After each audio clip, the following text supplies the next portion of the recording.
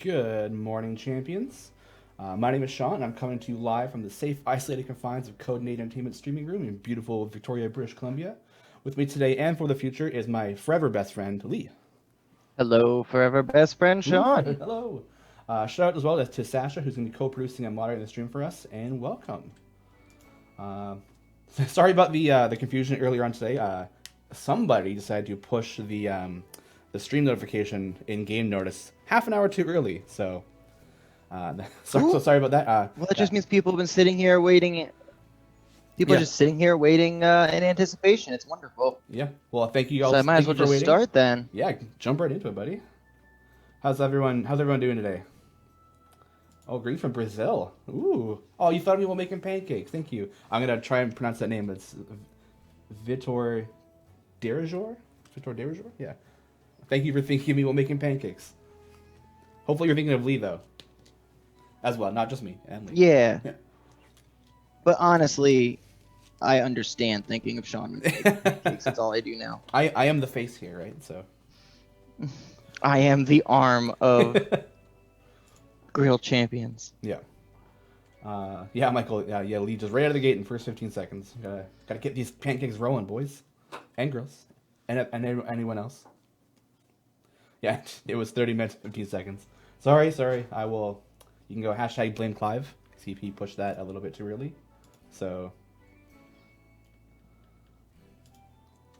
Michael USA, Shawn, do you know what my favorite pancake topping is? I don't know what your favorite pancake topping is. 2 additional pancakes? Nice. I had a revelation on the way to work on the way here today, was that as much as I like pancakes, there is a waffle that tops pancakes for me, and I felt bad thinking about this. I know, right? So mean. The only thing is it's a specific dish from a place here called Jam. It's like a brunch place, and they make the best chicken and waffle I have ever eaten. And that's the one thing that's gonna top the pancake for me, is that chicken and waffle. Well, that one specifically. Anything else, not so much. But that chicken and waffle from Jam. Well, is once like, the time is right, I'll have to come down there, visit y'all, and make you some chicken and pancakes that'll blow your mind. yeah. Wait, Dylan, you know Shawn Bodie? I'm really good friends with his brother Rusty, and I've met Shawn a couple times. Man, this town is Victoria is too small. That's everyone knows each other here. Oh, and Eric doesn't like chicken and waffle? Come on, man. Oh, you're killing me. And Mark asks, you know what beats waffles for me? Not sitting in line for 45 minutes. Yeah. The line for jam is pretty bad. It can get pretty out of hand. Kemba Fett asks, are the pancakes edible? They are. It's 100% edible. It's just They're not only edible, they're delicious. That's true. Yeah. A little bit of the icing sugar for the coloring, and you're good to go. Is it Harry Potter? Yes, Zeke. We have the rights to that. We nailed it. Next champion. It's Harry Potter. Finally. Yeah. Surprise! It's been a long time coming. We've been working with Rowling really close, and we nailed it. Yeah, so Dylan worked with Shawn Bodie for years in the restaurant industry, back when he was a lazy pantry cook. Yeah, that's so weird. Like, oh no, I spoiled it. Oh no, sorry guys. Yeah, Victoria's such a small town. Like everybody like there's always that like thought of like the 6 degrees of separation. Like like you can know 6 people to get to know somebody, but Victoria it's like 2 people at most. Like as long as you know 2 other people, you'll know everyone in town. It's crazy. Eric asks, do the pancakes tasty like champions? I mean, if they taste like people, I hope not. Soylent pancakes are people. Soylent pancakes. They take on the flavor of the topic. That's some inside baseball for you. You didn't know that, but yes, anything I make will taste a little bit like the champions, the theme.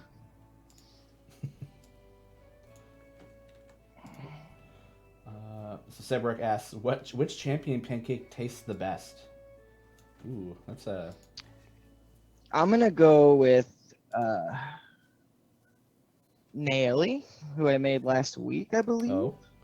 What is your reasoning? Because it's one of my favorite pancakes I've made in a long time. That's fair. So it tasted like success. Tasted like success. Nice. I keep thinking, in my head, I keep thinking of like of Deacon, but then I wonder like what like eating Kobold would taste like. I feel like eating Gristly. Real gamey. Yeah. Yeah, not a lot of. It probably wouldn't be a lot of fat, but also probably wouldn't be a lot of meat on the in the pancake either, I guess. Trying to think what other ones have we done? What are the other? Yeah, I probably. My vote would definitely, I think, be for one of the Kobolds. I think, even though it'd be a little gamey, I think it'd still be like, yeah. Del Shifty says Kobold tastes somewhat like chicken. Yeah, okay, yeah. You're a chicken. Well, Kobold that and pancake. one question I had. The question I had was gonna be, does the Aarakocra pancakes taste like chicken and pancakes? Or do they taste like turkeys? If Kobold tastes like chicken, dude, Aarakocra tastes like turkey.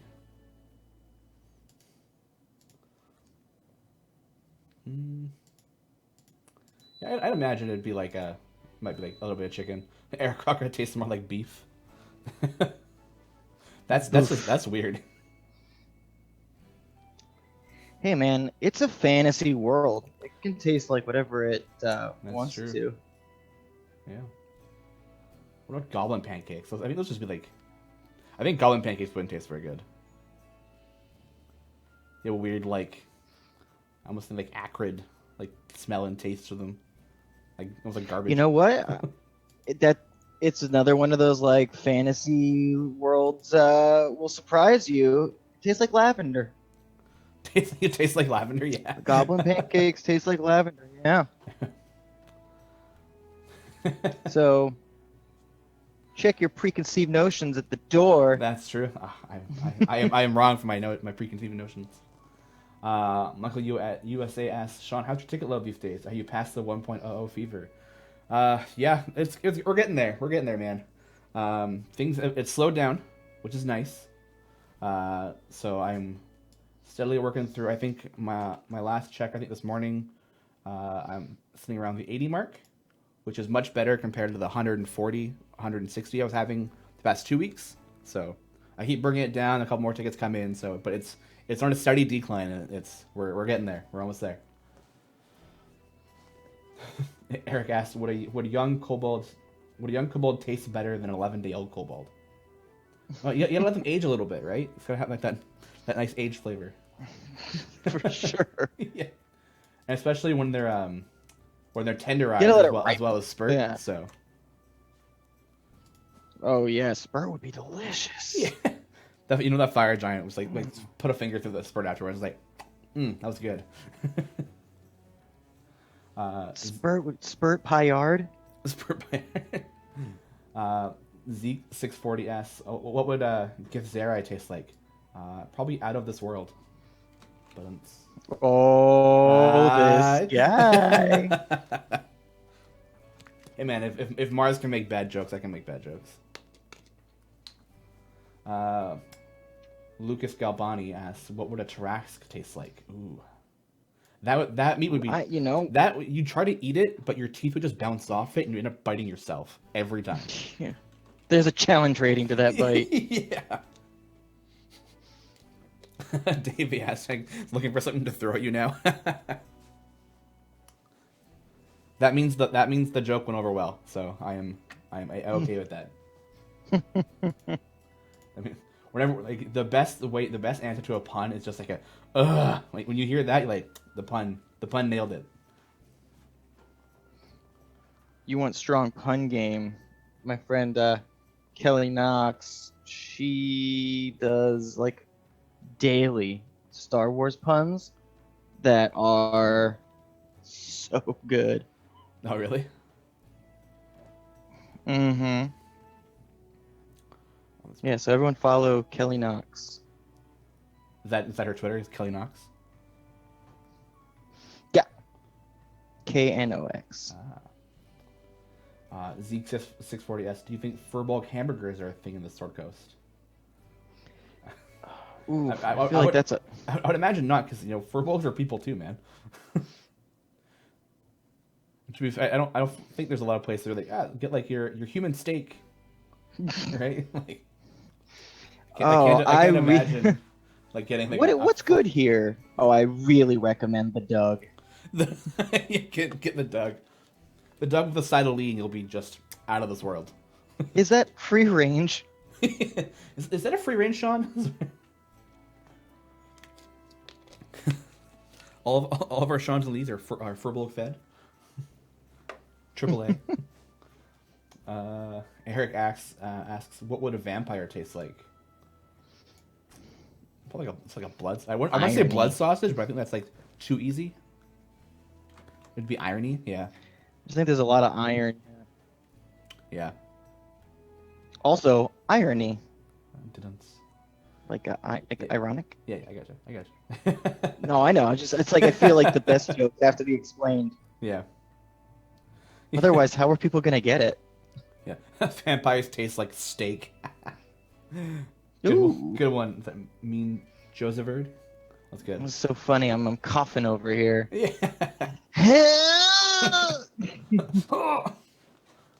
Zeke says, yeah, right now it's quarantine, Shawn. Free range is becoming increasingly rare. Yeah, that's true. That's true. Michael USA asks, Shawn, in Canada, are they baconizing everything like in the US? And does that include pancakes and waffles? I mean, I feel like there was a point in time where like everything was baconized. Like no matter what you could get, like it was something you could get a version of it with bacon. But I feel like that fad's kind of like died down a little bit. And I think that fad kind of like ruined bacon for me for a little bit. I don't like bacon's now not one of my favorite things anymore. You're just opening up that door for just bacon. Yeah, exactly. Yeah, I get bacon. I went into today. I totally went into today like, you know what I'm gonna do? I'm gonna try to make these pancakes just a little bit smaller, and then I started and. Nice try. Roll 444 tied. Just joined. Is the griddle on right now? Yeah, the griddle is on. We're here. Oh, yeah. We're Lee's making pancakes, taking your questions, figuring out what races taste like in the Forgotten Realms. What other races are we missing? Missing Dragonborn. I think that'd just be some tough feeling. It's just really easy to overcook, you know? Yeah.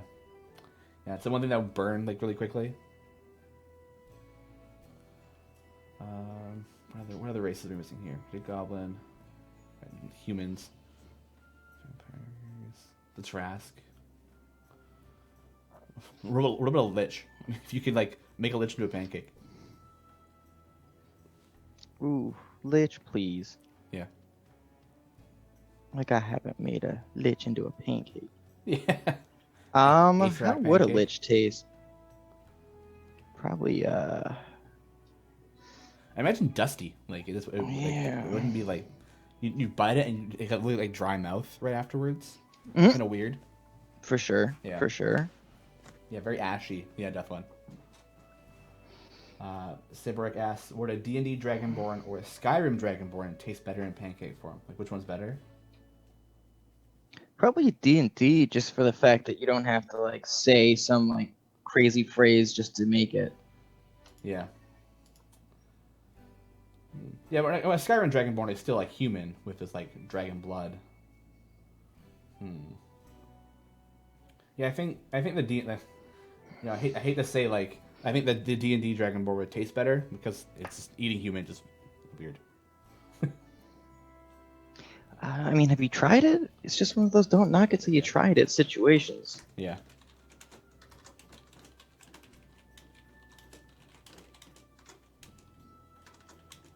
Right, 2 seconds here. Yeah, they don't have to be human. That's true. That's my mistake. So have we gotten guesses yet on?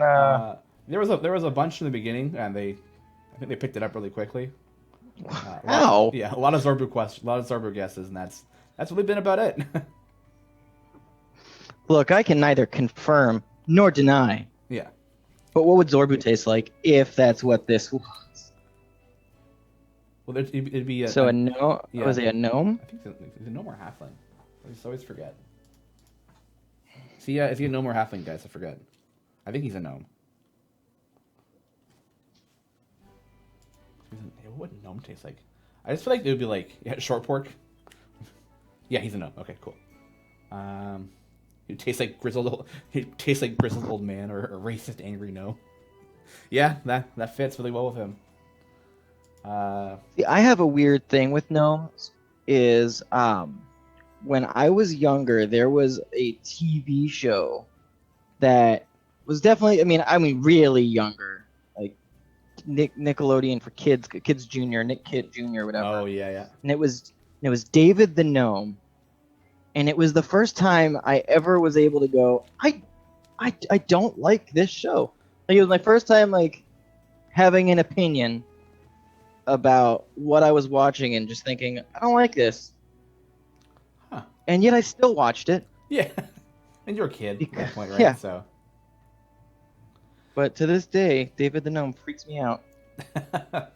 There's been as much as I hate it, I love being on TikTok a lot and just like scrolling through for hours on end. I hate it, but I know it. I love doing it. And it's been one thing that's been coming up a lot is like old Canadian cartoon shows. Like old TV shows, and there's one that's called Monster by Mistake that I did not remember until like I saw it, and I was like, oh my god, like that is just like above and beyond things that was like it was in the back of my head that I did not know until I heard the theme song, and I was like, oh my god, this is what like was on TV back then.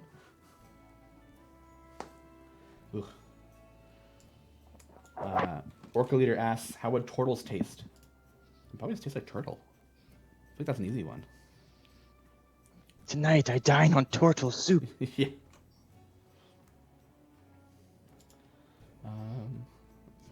Zeke 640. What's my TikTok? I actually don't post anything on TikTok. I help film my girlfriend, or join in on hers. And that's about it. I will not make content. I just view the content. I've never even looked into doing that. Yeah. Don't. Yeah, it's a downward spiral. Once you're in, it's hard to leave. Saying turtles taste like turtle is racist. Yeah, I mean, maybe. It's a very generic answer for that one.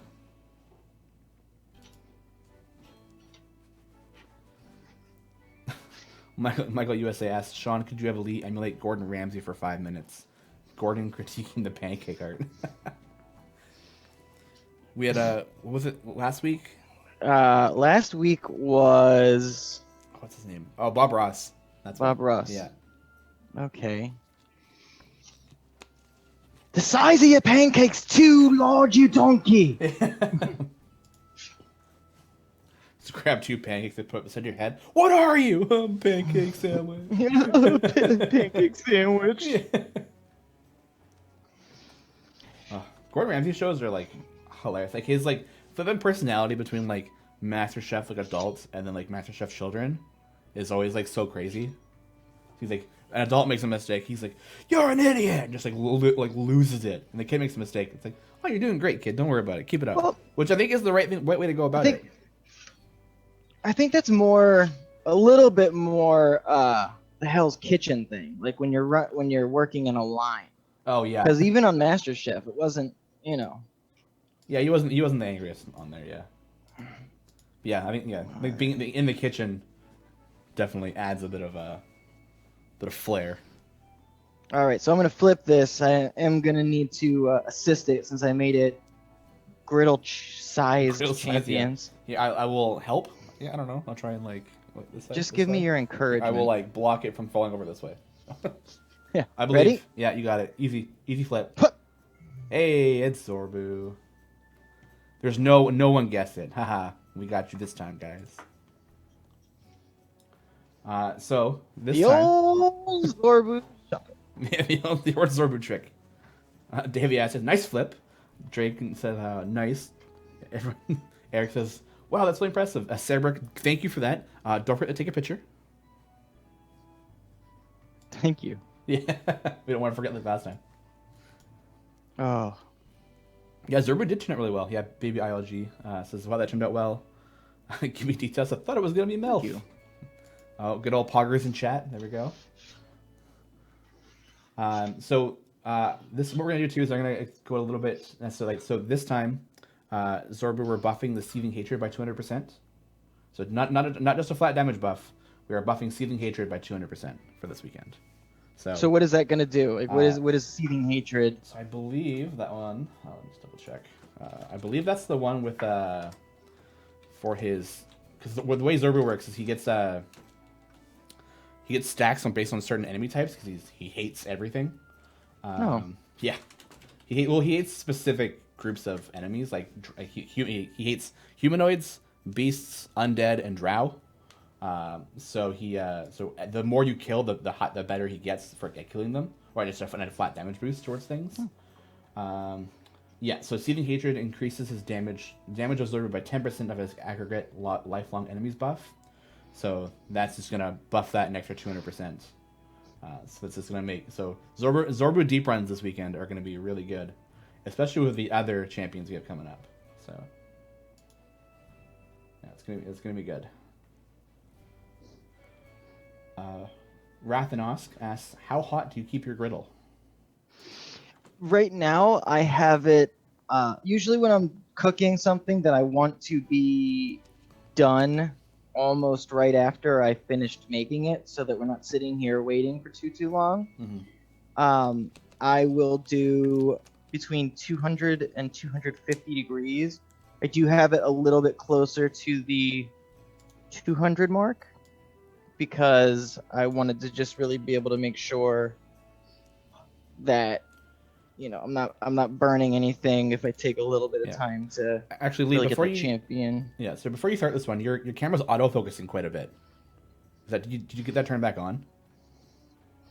I wasn't really able to get it turned off. I do have some new equipment that's coming my way. Okay, cool. Soon. All right. So for this week, we'll have to kind of work with it for now. Sorry, guys. And then Wizzlebot asks, when you do these, do you turn your griddle on low? So yeah, probably that's the low setting, or like just a little bit above. Yeah, it's the first. It's between the first two number settings. You know, not on warm. Yeah. But a little bit hotter than that. It's just because, you know, if I'm cooking a pancake to cook just stacks of pancakes, I definitely would have oil as well as just a lot more heat so that I could cook it quick, get that golden brown. But the golden brown will not be conducive to the color work. Yeah. Orkley says 200 Kelvin? Wow, that's cool. Oh, yeah. Yeah, that's good. That's good.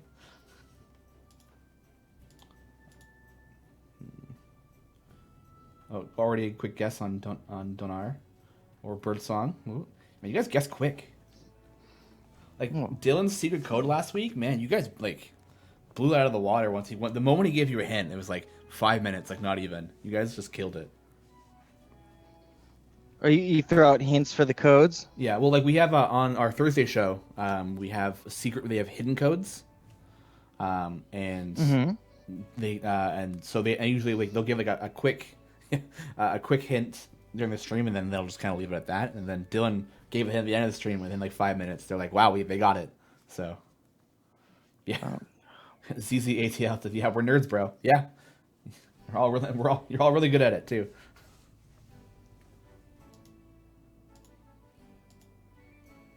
Cool. Okay. Well, we need to bust out the secret pancake at the end this time, so I think it's gonna be good. I'm excited for that one. Yeah, Garwell. Yeah, there was no hint to the end, but still, you guys still got it like pretty quickly afterwards. Oh, we got what other guesses do we have here? Tyrol, Strix, Morgaine. Oh, 2 Stokies, a Briv. Oh, gotta wait and see, people. Okay, so I have a question. Yeah, this one doesn't. Oh, no, sorry. Go ahead. I'm just saying this one doesn't have those giant "This is who I am" glasses in it. So yeah, or a beak. So what's your question, friend? So I was thinking about this last night. If you have a D&D item in your kitchen, what would it be? That's not the alchemy jug. That's too easy. I know. I really want those 2 gallons of mayonnaise. Yeah. You never run out of mayo. You know what? I would want the boots of haste. Just to cook faster. Get me working real fast. Well, there's some good ones in chat so far. The bag of infinite holding, yeah. Store your ingredients for a while. No, you don't want a deck of many things in the kitchen. That's too dangerous. Well, fortune. Yeah, but I mean, like your chances of pulling a bad card are definitely a lot higher, I think. Sure. Oh, the cloak of useful things, yeah. A fridge of many things. That's the way to go. Yes. Every time you pull something out of the fridge, something happens. Like, oh no! I want a Vorpal spatula, please. Yeah. Best way to cut up your chicken. Yeah. Think of if your oven stopped working, the sun sword. Just put on. Oh yeah. Things on top of it. Oh, could you imagine like carving like a turkey with a sun sword? Oh yeah. We worry about overcooking things though. A cupboard of unending supplies. Yeah, that'd be good. Oh, bag of devouring. Yeah, no, that's the best one. You never worry about garbage or anything. You just throw it in the bag of devouring. That's really good. Yeah. Oh, my belly's my bag of devouring. You eat garbage, Lee. That's not healthy. Look, sometimes you're hungry, man. Yeah. Come on. If you're hungry, eat a Snickers. No. Yeah, a mimic in the kitchen. Like, you just walk in and like, what is it today? Oh no. Yeah. All right, I'm just gonna throw this in the pan. Well, nope, it's a mimic. And there goes my hand. I've always liked the idea of like mimics that like get bigger and stuff. They turn into like houses or like giant buildings. And you don't know until you walk in. Just imagine they got like a village that's like nothing but mimic. Even the people are mimics. Oh no.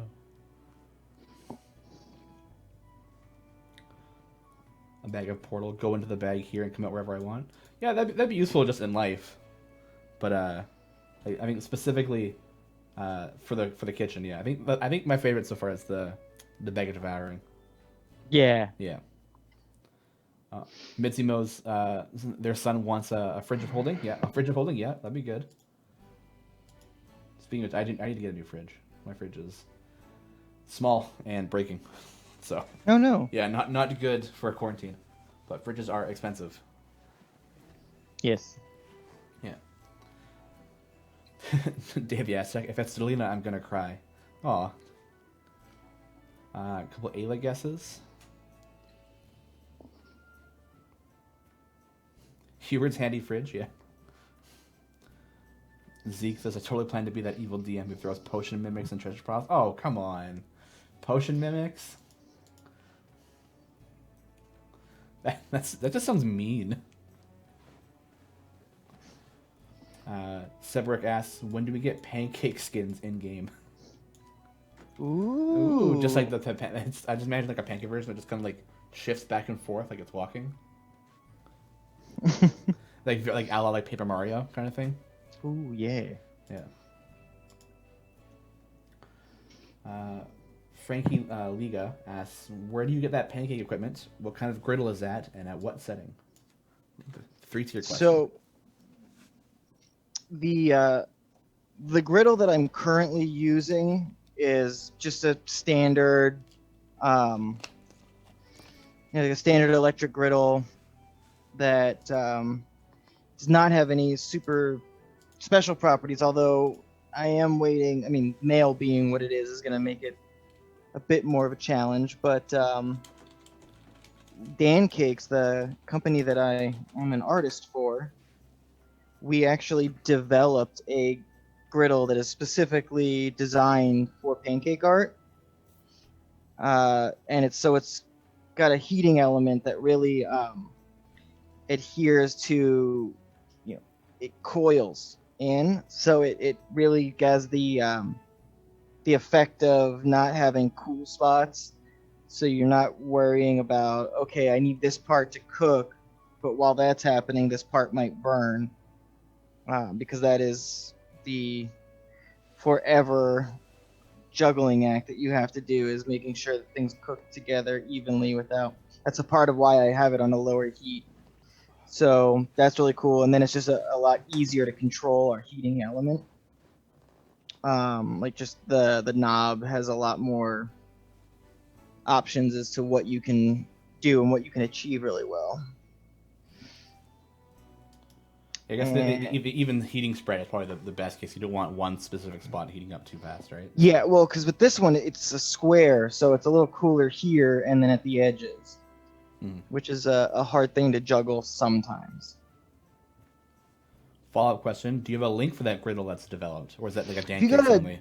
If you go to dancakes.com, our website, we have them. You can order them. And it's cool. It comes with squeeze tubes. It comes with a kind of a booklet that kind of shows you a couple cool tricks and ways to do it, from just simply stacking pancakes so that you, like, making shapes so you can kind of stack and make a face like that, as well as just putting a little cocoa powder so that you can get basic multicolor use, and then it also goes full deep dive into making pancakes kind of like this. Yeah, exactly like this on your first try. That's how good these griddles are. Yeah, if you can't do this on the first try. Yeah. Frankie Liga says thank you. That's awesome. So yeah, honestly, at what better time are you going to become a pancake artist master? Like, this is probably the best time you'll ever have to do this. And because of that, Michael USA says, Shawn, no more excuses. Lee has told you how to make pancakes next Friday. Yeah, I could order one. Yeah, that's definitely a thing. Yikes. Got word that Max Dunbar's watching, Lee. Hello, Max. So I didn't see him sneak in chat yet, but that is one of my favorite comic book artists right now. And frankly, the one art purchase that I made in the last ever is he did like an Inktober where he did all these D&D villains. Ooh. And it's the 3-piece, thing, and it's got so much to it, and it's awesome. And when it went on sale, I did the old, ask for forgiveness later with my partner, and I bought it. Smart. Yeah, and it is my prized possession.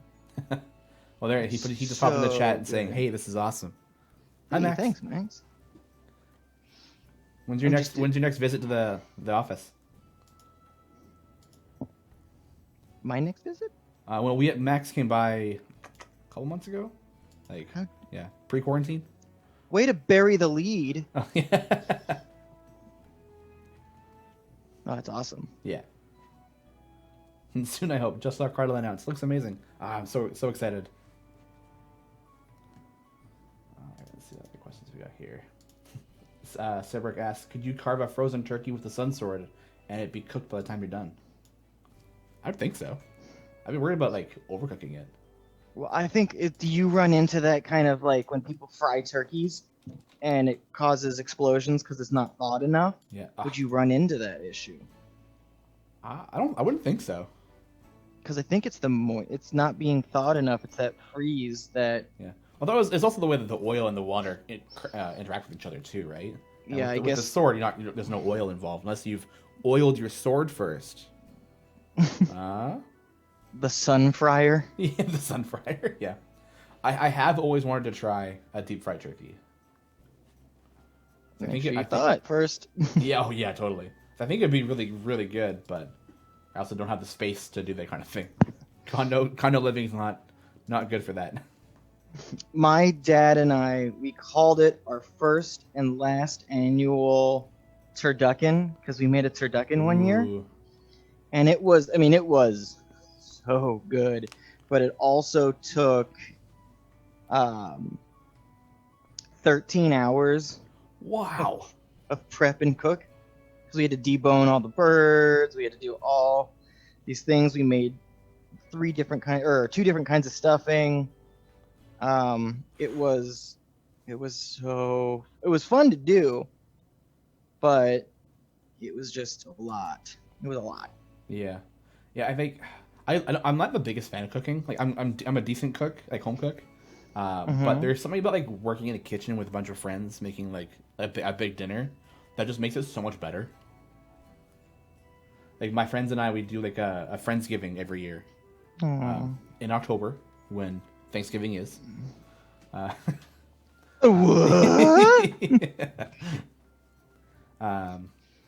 Yeah, so I'm kind of the head cook for that, and then my other friends are like the extra cooks helping prepping other stuff. So it's a lot of fun with friends in a big kitchen working. So my thing is just like I spend the time cooking, and then now I have to clean up after it, and that sucks. Yeah. Yeah, when we do the cooking there, I do the main cooking. And I go, I'm not cleaning, and then they all clean, which is great. So I get out of that. I'll tell you what. The next time I cook something, I'm gonna get you on the horn and give you over to my partner and have you say, "Hey, Ashley, Lee cooked it, so you clean it." Oh, that doesn't work with partners. That doesn't work that way. No, let's see how that applies. Yeah. I've tried that for years with my partner. Doesn't work. I know you wrangled the baby for all the time I was in the kitchen, but you didn't, Yeah, you didn't help. Way. Yeah. No way. Although, one of the really exciting things about the quarantine is that she's taken the lead in the kitchen on some things, and Ooh. she's always talking about like, oh, I don't know how to cook. But her cook timing's like amazing, and everything she's made, has been super good. Oh, that's good. Mm-hmm. Yeah, my girlfriend, when she cooks, she'll make a salad. It will catch on fire. So that's how good of a cook she is. It's not worth having in the kitchen sometimes. Hey man, we're on a show. This is your opportunity to say super nice things to your partner in case they watch it. She knows I love her, and my teasing is part of how much I love her. Aww. we have a very good bicker back and forth. That is how we show our love. Oh. Yeah. Yeah, you gotta have a sense of humor. Oh yeah. Rick, I had a friend in college who burned water once. How? I guess you just leave the pot going for too long. Just reduce it down to just cinder. Pot. Yeah. Ooh, Max Number is very super excited for the flip. Is this your first flip, Max? Is this your first time?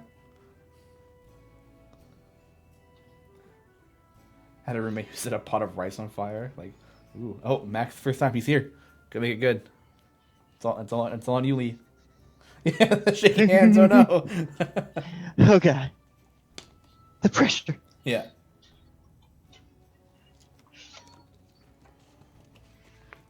Any last minute guesses, people?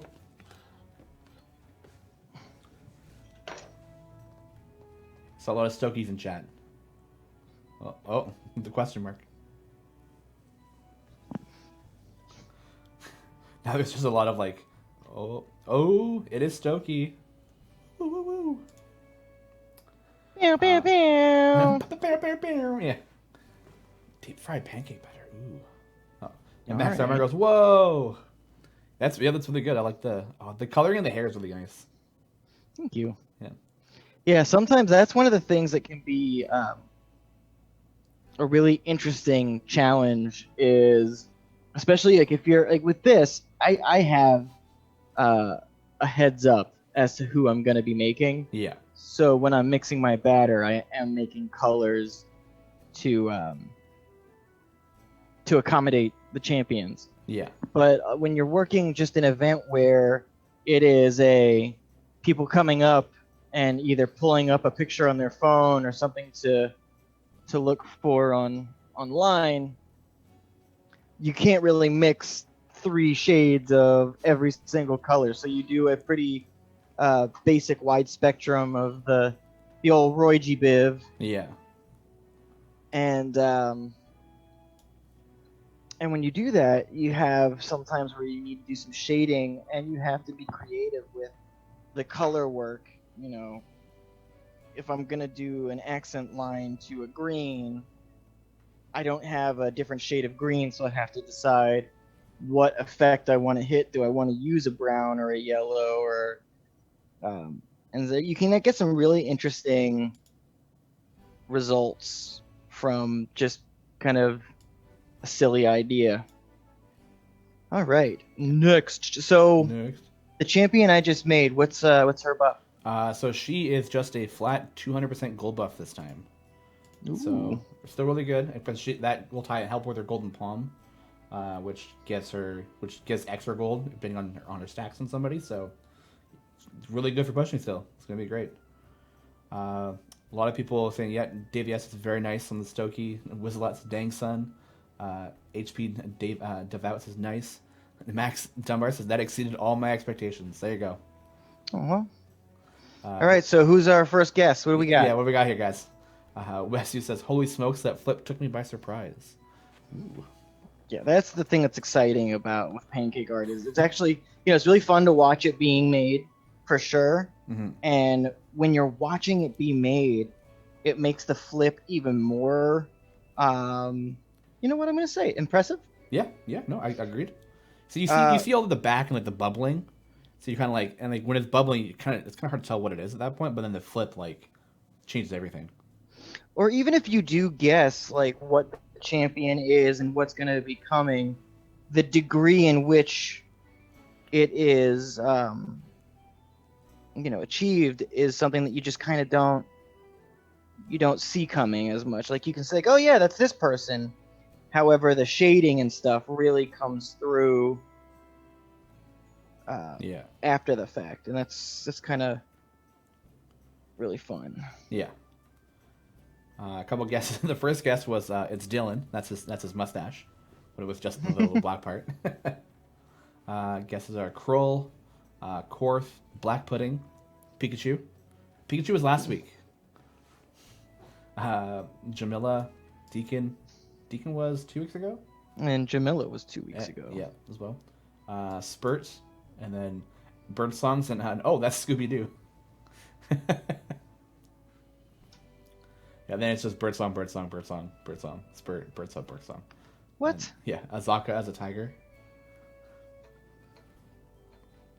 Dylan as a cat. Yeah, no, I think Eric nailed it. That's the one. Pikachu is every week. Infinite Pikachu. Infinite Pikachu. Have you been playing? I ask this every time. Have you been playing D&D over the pandemic? I haven't really gotten the chance to do it, and it's been depressing. Yeah. Not to, but I'm pushing my dinosaur of a laptop currently to its limits, and one thing that was really wonderful is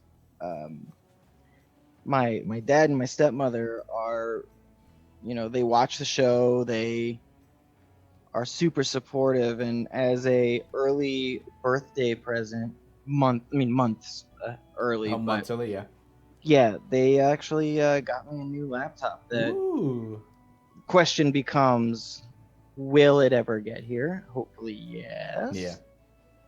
But they're investing in their boy. It feels really nice. That's good to hear.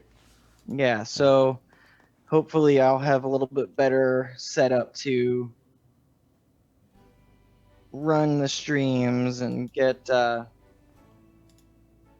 little more control over how it comes. I'm grateful that I'm able to do this at all. It's wonderful to be able to share my love of pancakes and idle champions and creatures and monsters with everybody. Such a neat mesh of things that come together. Yeah. Do you DM at all, or do you just join as a player? I so far have only played. I Well, you haven't have DM'd some yet. really. I have not yet DM'd. I'd love to. Um, it's just one of the things that I notice a lot from the streams that I watch, and I'm not one of those people who's like, oh man, I have to achieve a Perkins level of. Oh, that takes a long time. Yeah, I'm not silly, like, to think that I can't do it unless I'm that amazing. But really, it's I don't have the architectural knowledge that it seems like so many D&D DMs do. Like, it's crazy, just like, oh yeah, it's a sconce over here. I'm like, I don't have a good like mental vision for location stuff. Oh, okay. So building a mental room, I guess, kind of thing. Yeah. I mean, yeah, honestly, a lot of that just comes with practice too, right? Like. Yeah, I'm always the player in our campaign when we don't have like a little map drawn up where I'm just like, okay, I'm so sorry, I'm lost again. Where is anything? Yeah, like special recognition is like in a world like that, it can be very difficult with a lot going on. Especially when you're trying to keep track of like your own stats and things like that. Yeah. I don't know what it is. I mean, I can remember something that you said to me 3 years ago offhandedly. Yeah. But if you were like, hey, what does your bedroom look like? I'm like, okay, it's got a bed. There are walls. Yeah. Yeah. Evil Emperor says, Lee, making pancake art, it's like making pancake art. It takes time and practice to get good as a DM. That's true. Like, I've been DMing for a little bit recently. And, that was my first time trying to DM like an actual campaign. So trying to get all that figured out has been a journey. Have you had any ideas for a one-shot you wanted to run at any point? I've had an idea for a one-shot, not as much of the like, here's what the story is, but more of like what the hook is. And it would be a one-shot that you would run with the characters of your home campaign. So it would be using your characters, but it would be a total like Freaky Friday situation where you wake up from a long rest and you are I just saw the autofocus, sorry guys. Basically all of your players are each other but know it, like, so you're a glass cannon wizard, you just woke up and now you're the barbarian.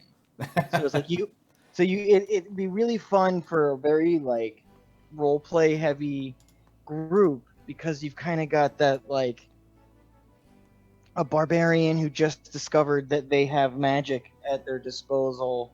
How would that look? Would they cast a level 2 spell at level 6? Or, yeah. So everyone sits at the table and they all just trade character sheets to the left and like, okay, now we're doing the one shot. Yeah, kind of. And then it would just be, how do you play off what you've now got going on? I think that would be really fun to just play the part of, I have no idea what I'm doing, using your character sheet. Yeah. How about you? That's pretty neat. Man, that idea is so much cooler than what I had in mind. Well, this is the one that's been online for a while. It's everybody gets blank character sheets because they all don't know who they are. And then as they go along the adventure, they go like, oh, I want to make a perception check. And you go, okay, well, your bonus is this. And they go, what? Like, that's what it is? And they go, or like, you turn around and you see a tail behind it and they go, oh, I'm Dragonborn? And like, they freak out and things like that. So like, that's cool. Like, you're building the character as they go. But that's also like a lot of like prep and like planning for that one. Would be really fun. I've had this idea of like, where you are not the hero. Your goal is to get the heroes to defeat the villain. So like your job is like, like maybe they're trapped in something, or like they beat the hero they beat the villain previously, and then like years later he's broken out of whatever jail, prison, or crystal he was trapped in, and maybe they're now alcoholics from like PTSD or whatever. Your job is to like get them back to their prime or save them to then have them defeat the big bad. Yeah, that's cool. It's the idea of like you're not the hero, but like without you doing this, there's no real like saving the world. It's just kind of a weird concept in my head. Well, I actually I have one thing that I'm trying to. I'm good. Well, I was trying to get it off the ground to do something really fun with it prior to, everything shutting down. Mm-hmm. And it is still in my mind, and it is actually something that could potentially be streamed. But I have had the idea for Dungeons and Pancakes. Dungeons and Pancakes, yeah. Where you work with a really good DM. I've actually spoken a lot with James and Nicasso about it. And it's basically your DM runs a one-shot however they kind of see fit. You can incorporate as much or as little of the fact that pancakes are involved. But the concept is basically whatever your one-shot is, you've got the surrounding thing being that there is a rift, like a tear in the rift of space-time. And so I'm sitting there, unfortunately not playing, but kind of co-DMing in a way, where I am making pancake art of monsters, of items, of kind of layer action stuff. Like, I flip a pancake over and it's a ring of fire, raining fire. And so once I flip the pancake, the DM, no matter what's going on, has to incorporate that's happening. Oh, that's pretty cool. Yeah, so it would kind of be like, you're fighting a group of bandits, flip, and a beholder jumps in, it pops out of nowhere. Because then you get to kind of think as players on your feet about like, oh shoot, do we fight a beholder and some bandits? Or do we team up with these bandits to beat this beholder that is not aligned with any of us? So yeah, a beholder makes, like, and that kind of makes sense because like they're really just born out of imagination. So they just pop out of nowhere and go, "Hi, I'm a beholder," and that's it.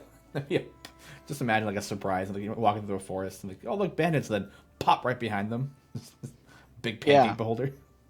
And I think that would be just be a lot of fun because it also, it allows you to kind of play off of the DM, and you can work as hand in hand, or if they're a really good improvising DM, you kind of throw them curveballs just like they throw their players. Ooh. And it's like there's a door in your way, and it's like, oh well, I'll lockpick it, and then I pancake like a broken lock.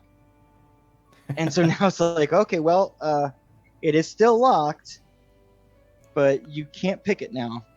Find another way. Yeah. Firebird B-Top says, team up with the beholder to beat the bandits. That's next level thinking. That's what that is. The bands are the real threat there.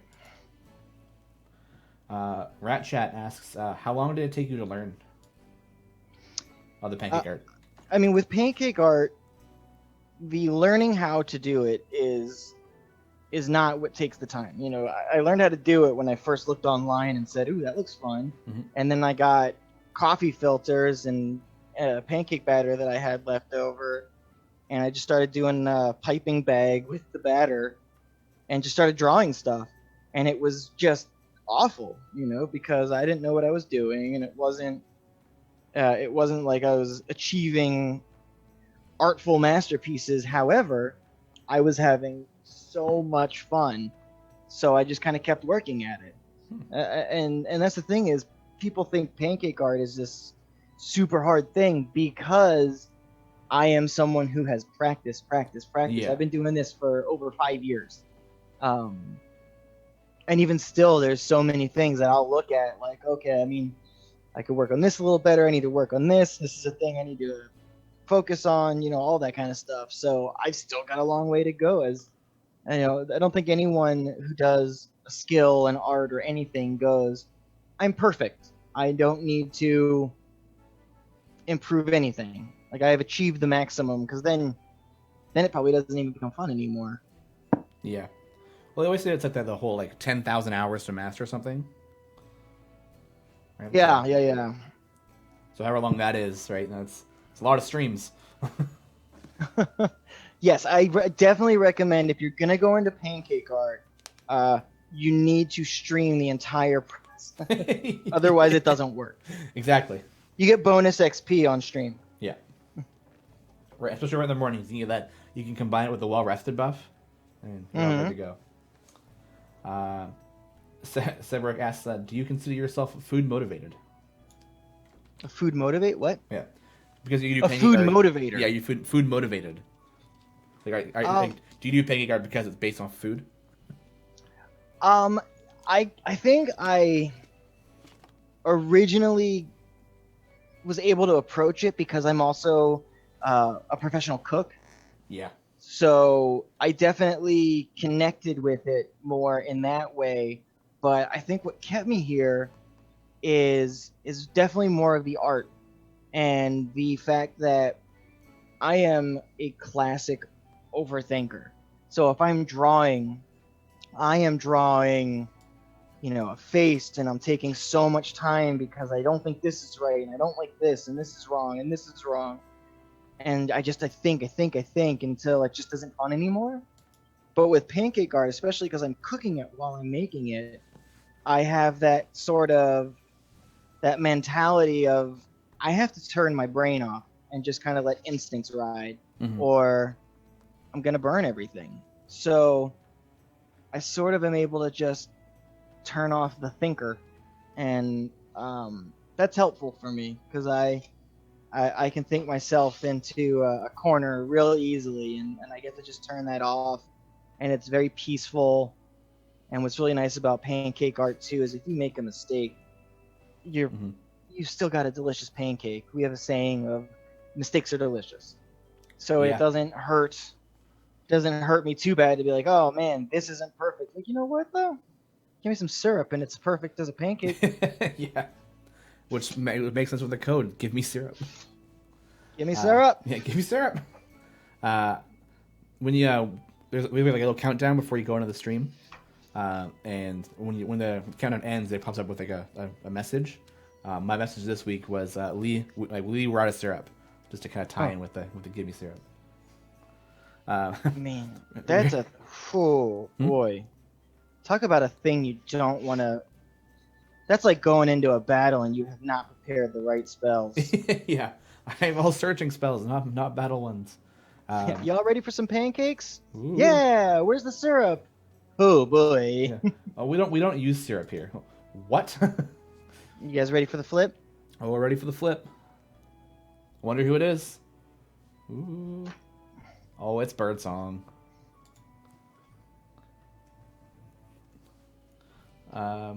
Rick Stroud says, missed opportunity for Griddle champions. And then it goes, oh, wait, I see it. I'm blind, sorry. Oh, yeah. Yeah. Well, when we were putting this together, and I thought of the idea for the name being Griddle Champions, there was definitely are people going to read that as Griddle Champions? Yeah. I think if we had made it put only one D in there, then yes. Sure. But I think having just the word Griddle really helped with that. Wizalot asks, so which demon lord did you sell your soul to craft this birdsong? Well, I was a young wizard in training, and the putting in the book work wasn't working for me, and I stumbled upon this ancient griddle that offered me so much and just success. And all I had to do was sell my soul to the Pact of the Griddle. And bringing it back. Yeah. Max Elmer says amazing. ZZHL says she's beautiful. Dave the Aztec says very cool. And Enigmatic Event says Flipadelphia. It was a good one, Chris. That one's good. I liked it. So this week, Birdsong, we're gonna be buffing Song of Battle. So it should make her put out a lot more damage. Just gotta get the specifics. Is that just all over damage or specific abilities? Song of Battle will increase the damage of change within 2 slots by 100%. So we're buffing that up. So it'll be. These are big buffs. Yeah, the weekend buffs are always like really good. Okay. Everyone's like, oh, he's a Griddle warlock. He's a warlock. Is there a pancake sorcerer? Yes. Syrup in your veins. Yeah, you have to roll on a table to see if you just secrete syrup. Yeah. Cast slow on your opponents. Yeah. It's not a grease field. It's a syrup field when you cast it. Yeah. Michael USA asks, Shawn, can you or most likely you, Lee, explain the Dancake's coat of arms? The microphone, spatula, got the general, but I'm interested in the backstory. Yeah, I mean, it's part of it is just the fact that, pancake art, it's not something you go to school for. It's not something that you can just be like, oh, we're taking auditions for the next Dancake's artist kind of a thing, just because there's a real type of person, that stumbles into something like this. And so the spatula, obvious, the flipping of the pancakes and all of that.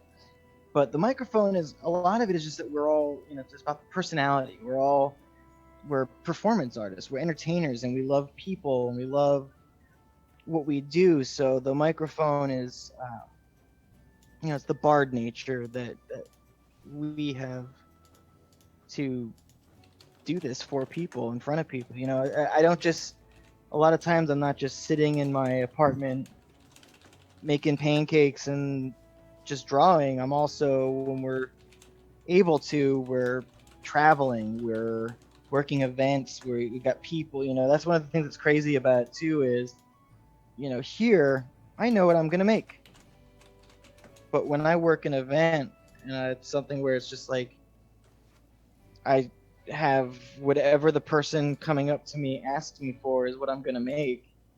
It's about not just shutting up and drawing. It's about being engaging and being a big part of it. So that's where the microphone comes in. It's about people and personality and all that. Good backstory. I like it. Thank you. XCYTS, what's the one thing you didn't want to make as a pancake? The one thing I didn't want to make? Yeah. Ever, or with this? I mean, this I want to make everything. Yeah, this I want to make everything that ever existed. Yeah. Has there ever been can you make me this? And you're like, yeah, sure. Well, the one thing that I always say is I'll make anything somebody wants, as long as it won't get me in trouble. I don't. Yeah, it's a very vanilla, media. A lot of our, a lot of our followers that are online and all of that are younger as well. So I'm not gonna do something that is explicit or offensive. Yeah. Because I'm just not an offensive. I don't like to be an offensive person. I love people. I love engaging with people. So I'm not gonna do something that knowingly is gonna be just upsetting to someone. Mm-hmm. Yeah. Someone was a lot in response to that one said a square. So pancakes should not be squares. Honestly, it is sometimes funny when I'm working an event and someone doesn't kind of understand the concept of the pancake art. So can you just do like a regular old circle pancake? And it's just like, technically, yes, but why? Yeah. I think the trick there is to then make a perfect circle. Right. So it's, like the band. Maybe that too. But just like a perfectly round circle. Perfectly. Yeah. Although a perfect circle pancake would be pretty cool. That would be so hard too. Yeah. Perfect, like an actual perfect circle. Yeah. You see people on chalkboards just rotate their wrist and it's done. You're like, how? I don't get it. Yeah. Last week we talked about Tool. This week Perfect Circle. It's good. I listened to a little bit of Perfect Circle in my high school years. I haven't listened to them a lot since, but Michael USA says, Shawn, does that mean we can't ask Lee to do a DBS hitch pancake? Why? Because that's offensive.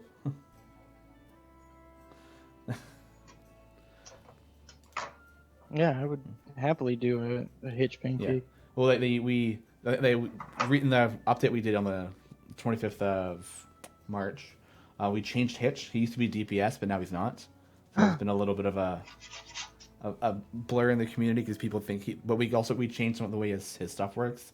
So he's dealing, I think, from what I've heard, more damage than what he was doing beforehand. So people are like, well, why'd you remove the DPS tag? It's we did. That's all. he's not meant to be more of a buffer and support than an actual DPS. So well, I like that though. I mean, it's ever evolving. Yeah.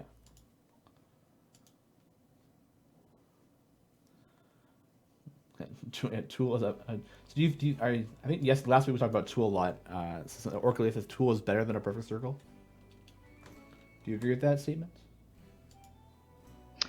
I'm more familiar with Tool than a perfect circle, but I don't know. I always am pretty hesitant to say something being better than another thing. I definitely will have my preferences on something.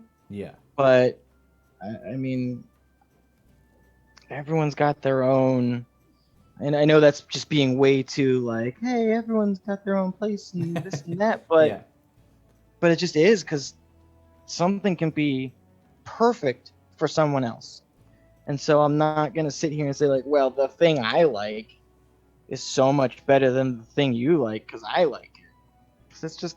So yeah, or I guess I misread Orca because the. So he says he meant last week Tool, this week a perfect circle. Next week we'll be talking about Yes. Is that a band?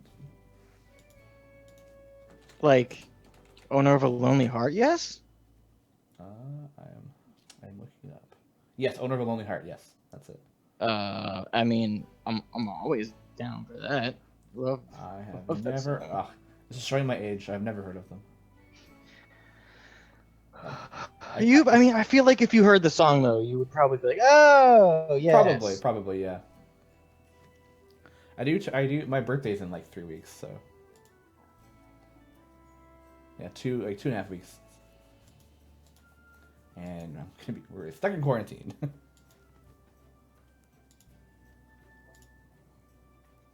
What's we got here?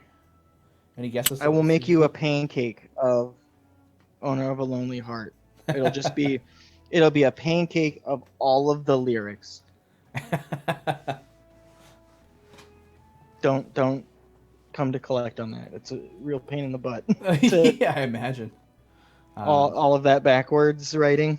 You've got very Da Vinci.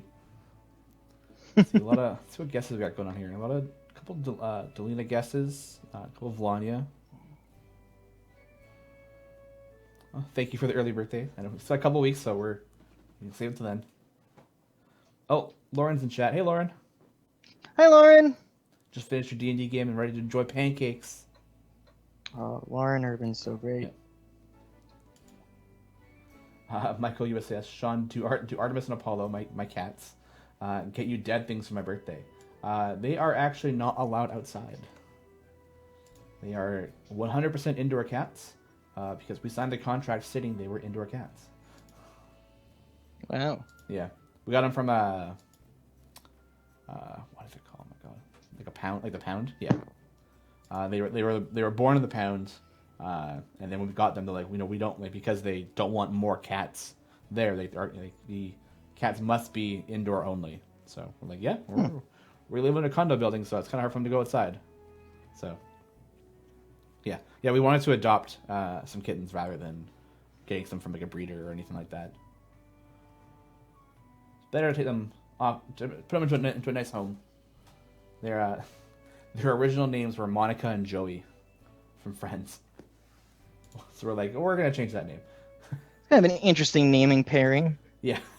They had a third kitten there that I think was named Chandler. I'm not too sure. But we're like, but when we met that one was just, he was just hissing and fighting everything. I was like, we don't want that one. That one's angry. Could I be any angrier? Yeah. Let's see here. Question from Wizalot. Who approached who with this idea? Did CNE reach out first? Actually, Eric Jordan. We met at the Stream of Many Eyes, where D&D actually Wizards of the Coast actually had us making pancakes for people. It was a lot of fun. We just had our own booth out there, and it was more event style where people just came up to us and said, "Hey, I'd love to have this," and it was amazing because what people wanted was their D&D characters or monsters. So I got to do the thing I like to do the most, and I met Clive, Eric, and Dylan there, and we just we had cultivated a nice relationship. In fact, it was really super sweet. I remember there was an event that I just really wanted the Pancakes, the Pancakes nod to have someone be like, "Hey, we want to have you guys there," because we have no real business being at a convention like I want to be at, other than the fact that I love it. Yeah. But if someone wants to have that kind of people love to have pancake art there, so let's do it. Then we get the invite and we get to go and just really enjoy the community. And I believe it was a PAX, and I said, "Oh, say, at one point, just say my name out loud so it feels like I'm there as a joke." And they posted on Twitter a video of them just kind of saying like, "Hey, Lee," and it felt really cool. And so a few weeks ago, Eric DM'd me out of nowhere, and it was just sort of like, "Hey, I thought of an idea," and we kind of hashed it out, and I scrambled to try to get myself streamable ready, and then 3 weeks ago we had episode 1 of Griddle Champions, and I love it. I love it so dearly because I got to meet my new forever best friend. Aww. Oh my gosh, I'm so sorry. I was talking about Sasha. Oh no, my heart. It hurts. No, I was talking about you. But Sasha's actually really great. We got to meet him last week. A little quick meeting afterwards, yeah. Yeah, getting pulled into that meeting with Eric being like, "Hey, so we want you to stream with this guy named Lee, and he's gonna make pancakes." I'm like, "What?" "Yeah, we're gonna call it Griddle Champions." Like, "What? Okay, that sounds fun." Got off the call, went downstairs to my girlfriend, and was like, "I'm gonna be on stream with a guy making pancakes." And her response was, "What? That's great." Yeah, that's the thing that's also fun too, is the concept of we're doing this thing we do, and someone's like, "So what do you do?" Like, "Oh, I'm a professional pancake artist," and it would be awesome if that was all I needed to say. To say, but that often is like, "Oh, cool. What's that?" Yeah. Like, let me show you. Yeah, that's true. So I'll get my griddle out. You just keep it in your backpack at all times and just throw it out. Yeah. What's a pancake artist? Here we go again. Like, plug it up, plug it into a motor, and just, all right, what do you want? I can draw anything. I do tend to bring up like my Instagram or Twitter. Oh yeah. Before just assembling a pancake art demonstration, but I mean now, shoot, sounds like a better idea. Yeah. Orclus says, "Oh, you're a pancake artist. Cool. What do you do for a living?" Yeah. Yikes. Hey.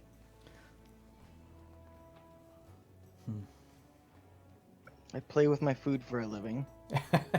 You're always taught growing up to not play with your food, and then now you make money off of it. It's weird how things change like that. Oh, everyone's got like stories of their cats. So good. Yeah, one of the things that someone brought up was like, because of the whole quarantine, like maybe people are adopting cats like for the time frame, and then really hoping it's not just gonna like put them back in the shelters when it's all over, because people have like, "Oh, we've got what we've needed." It's super sad.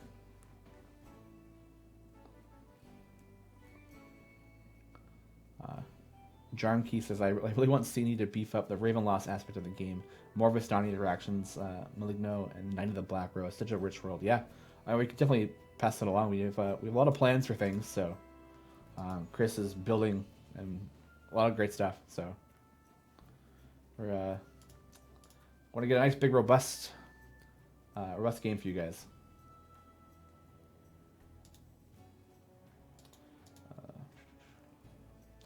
Now the real question is, are they vanilla pancakes? No, I think they're just regular pancakes. They're tasting maybe a little bit of sweeter with the icing sugar.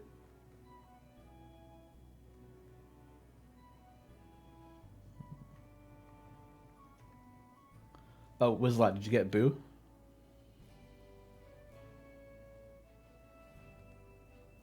Uh-oh.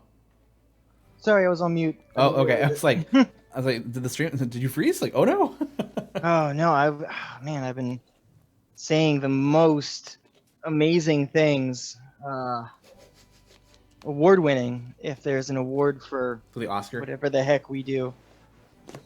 But yeah, I mean, heck, if us having a pancake art show proves anything, is that nothing is out of the realm of possibilities. Yeah. You can catch at the next, what are they called? The Streamies? The Stream Awards? Oh, man. Are we up for any Streamies for this? I hope. We better be. I mean, they could make a new category. Best pancake. And then we'd be the only ones in it, so we'd have to win. Yeah. I imagine I think there are like a lot of other cooking streams. So if we can fit into that like category of like cooking stream. Mm-hmm. Yeah. I was thinking like he's not. I don't hear anything on Lee's side. I was like, oh, did his stuff freeze? Like, No, I had to refill one of my bottles. Oh. And I didn't want anyone to have to hear the shuffling around, and then you know how it works when you're on mute for a moment, you forget to unmute. Yeah. I was like looking at the picture too, and I was like the pancake art, and I was like, I don't right, because it's cooking. Exactly. Yeah, I don't see anything changing. I don't see like a bubble popping or anything. I was like, oh boy. I want a good episode with no technical difficulties. That's my goal.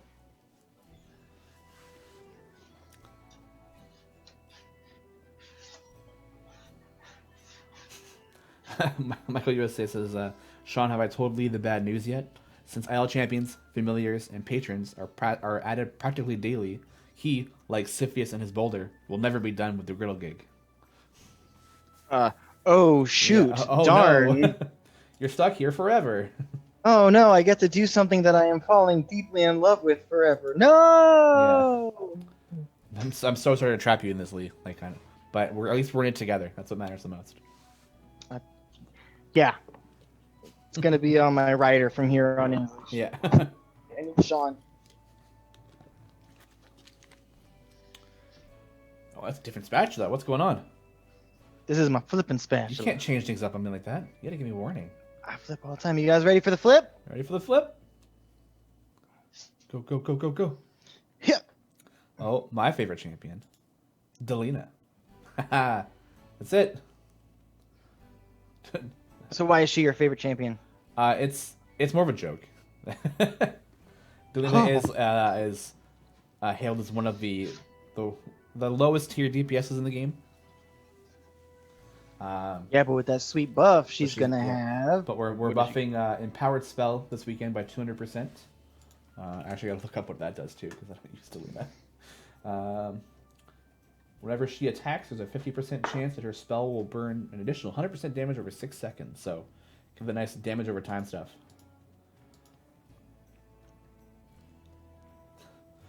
What's says, I like the unflipped version, like the heroes feel the dex check and ate a black dragon breath weapon. Yeah.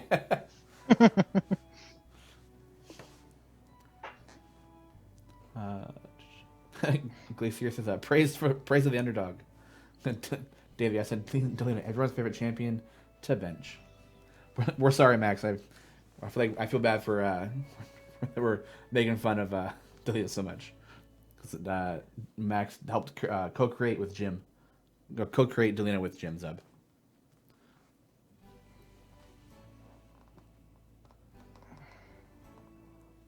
Alrighty. Can't wait to get some Delina M's on my weekend chest. Well, I'll tell you this: she's a equally delicious pancake, top tier. Yeah, if not better than the other ones. Okay, don't go that far. So for this week so far, we've gotten Delina, which is we're buffing Empowered Spell, Stokey, which is a flat 200% gold fine, which would be perfect for this weekend because that way you can help you push you through the new Descent into Avernus variants. We got Birdsong, Song of Battle, so a nice big buff to everybody around her within 2 slots. And then Zorbu, if you want that nice sweet DPS boost. So we're getting a Seething Hatred, so everyone's getting boosted with that as well. And then we're on the last one. I think people will be super excited for as well. Orca Leader says, post-quarantine will be an in-person Griddle Champions at the CNE office where Lee forces Shawn to art. Ooh, yes. You won't have to force me. I have been thinking about it, but I'd have to I think I have to pick up a bunch of stuff to make it look at least okay. You got a lot of sauce in your hand there. A lot of batter. Sauce? Yeah, sauce was the first thing that came to my head. I don't know why.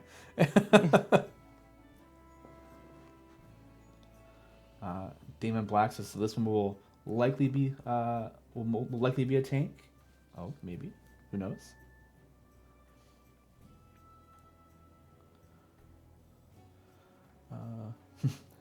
Sibrick says, I'm so glad Zorbu is getting buffed so he can finally do some damage. Yeah, he's just the lowest of low, man. He can't do anything.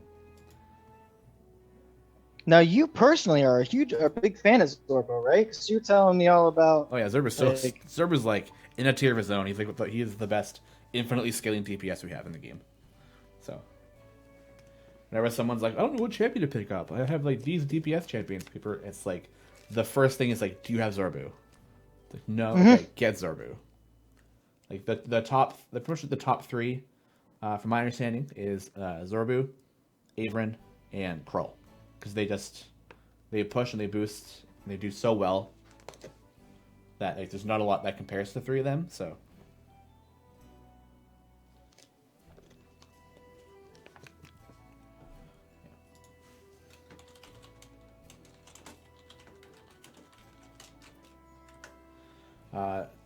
we have a shiny Pikachu in chat. That's super rare. It's 1 in 256 chance, I think.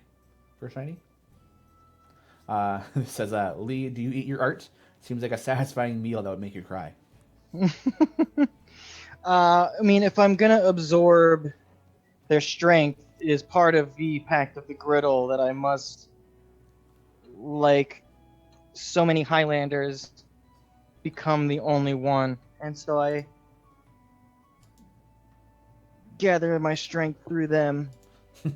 But yes, I really, I never run out of something to munch on. Yeah. Although I will say, with the with everything that's going on, actually getting pancake batter is more of an effort than ever before. Oh yeah, I guess. You want things that are gonna last a long time, right? So they're. Yeah. Oh, I can't get them at stores. Plus, I always feel bad too because if I did, and I'm walking up to the front walking up to the register at a pandemic and saying, "Yeah, I'm gonna need these 60 pounds of pancake batter real quick." If that's cool. Yeah. I promise I'm not hoarding. I just need it for for my job. Yeah. Been seeing stories online of people who have hoarded toilet paper, trying to return it, and then the stores being like, no. No refunds. Oh, Max is going. Bye, Max. See you next time. Bye, Max. We'll be here next week. Thank you so much. Thanks for stopping by.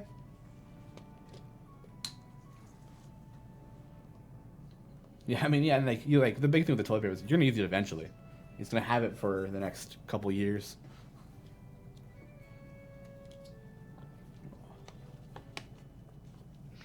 Well, one thing that's kind of great is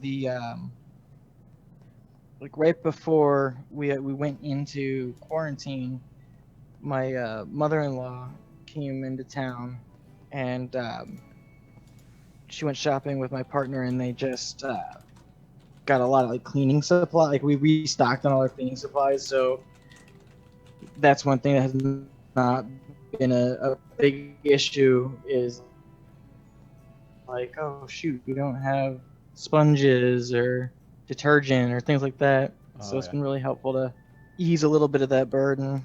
Yeah.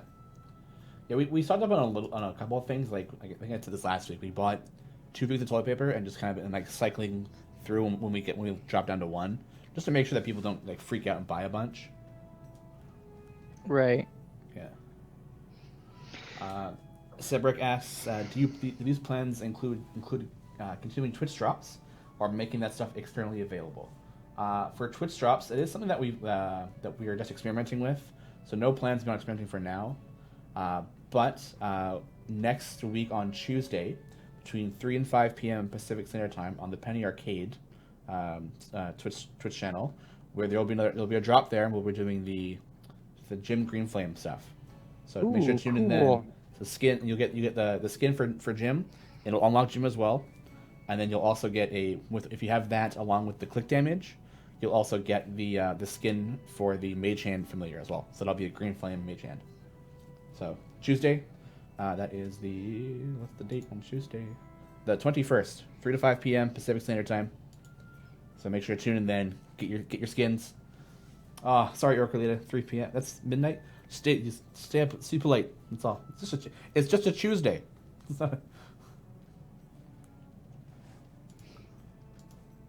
Yeah, make sure to tune in then and grab that stuff.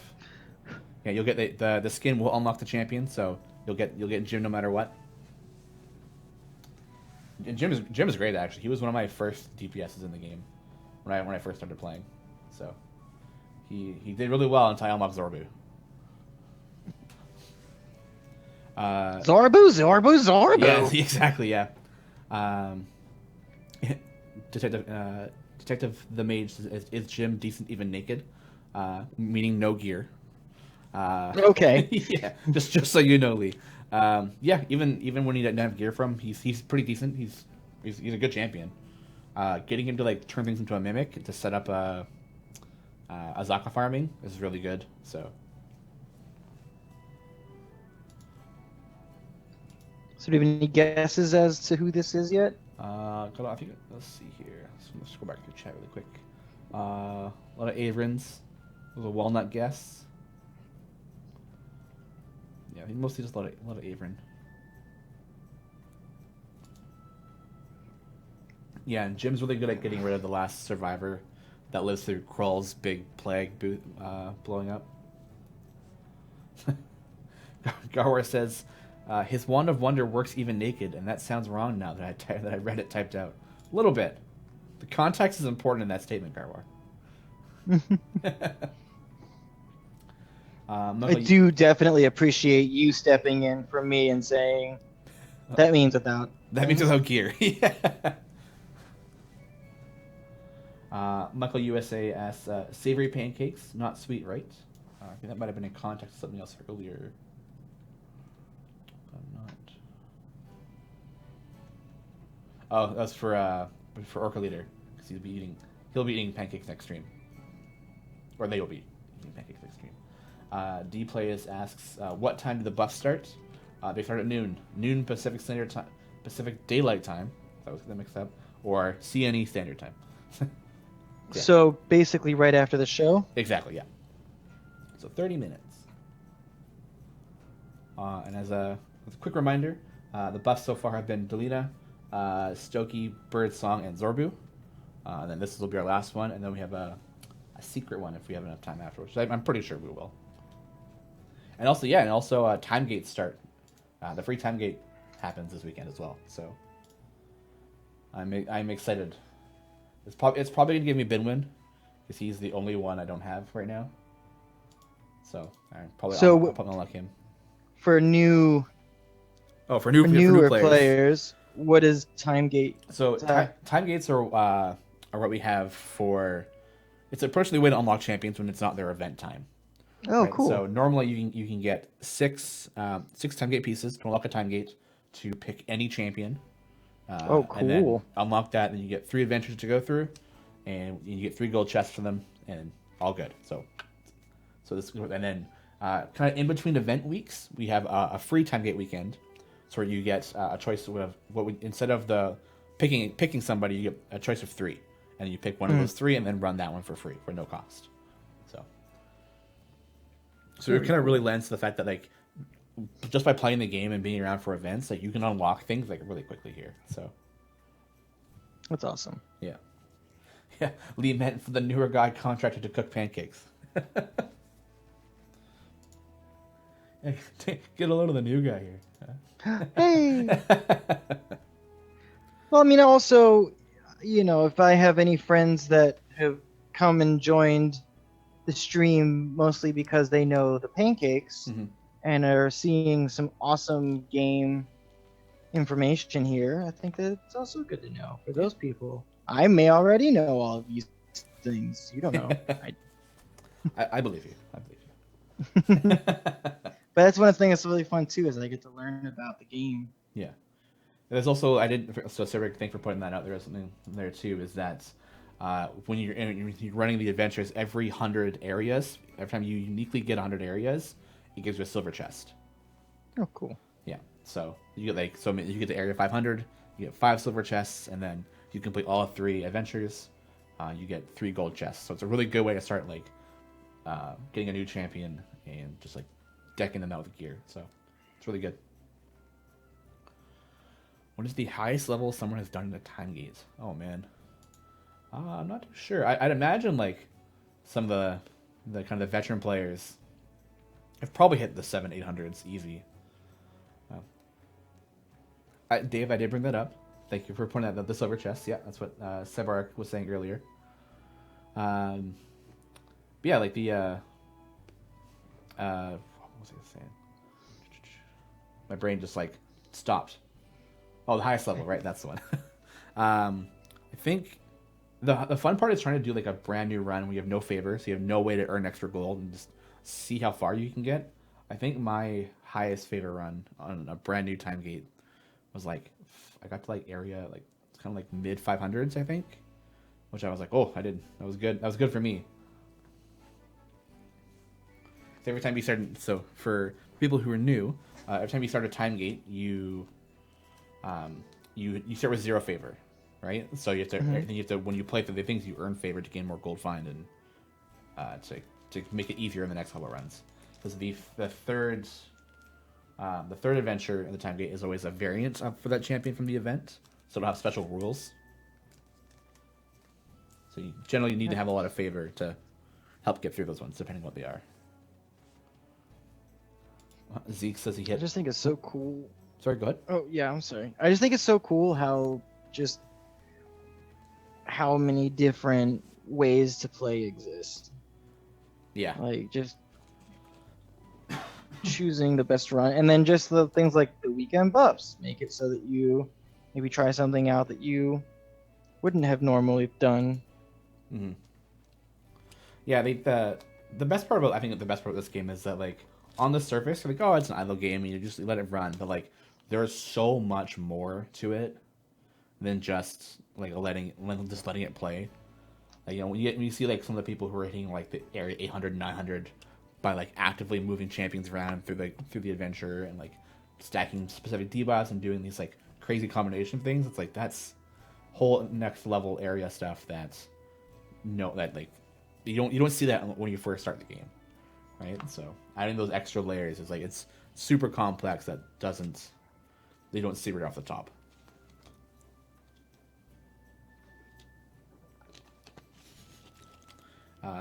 Gardner84 says, did the buff start at 3 p.m. Eastern time? Yes, yeah. So noon Pacific Daylight Time, I believe, is 3 p.m. Eastern Standard Time as well. So 3-hour difference.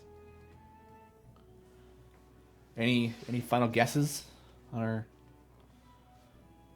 our white-eyed bearded champion here?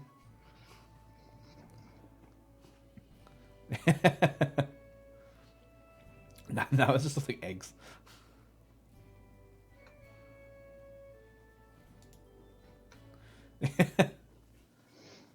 Go where that's it. You don't know it's Averin. We won't know until the flip. Going by the hair, I guess Black Viper. Good guess. Good guess. The hair is the important part here. Oh, another Harry Potter guess. Yeah, we did got the rights to that, so that's not the reveal yet for it. So. Ooh, no. Oh no. Oh no! What'd you do?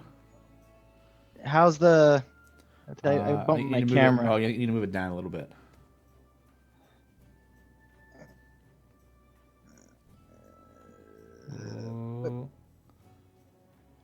And I think a little bit to my left, screen left, stage left.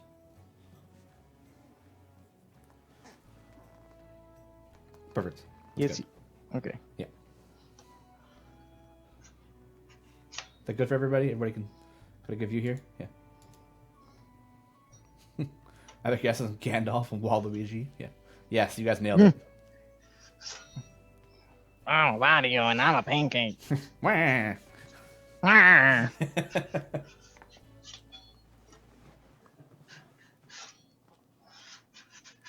Ooh, we ready for flip? I really need to bug the artist to get a flip emote. We need one of those. You shall not pass the maple syrup.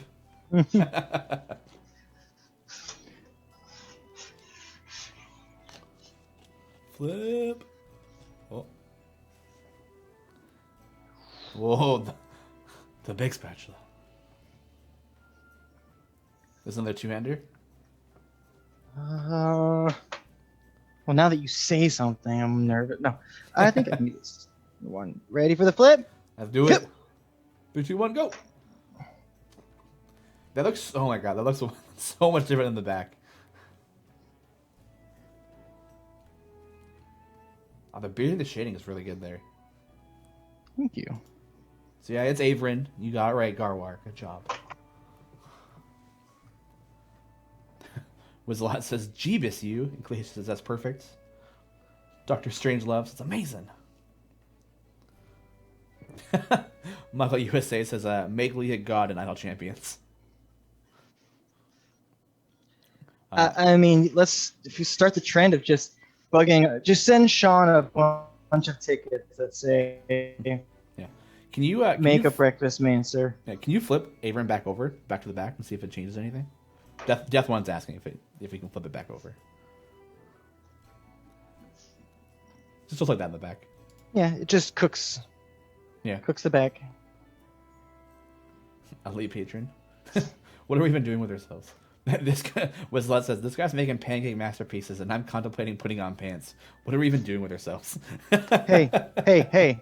Just because I'm making pancake magic does not mean I don't, even this morning, contemplate pants or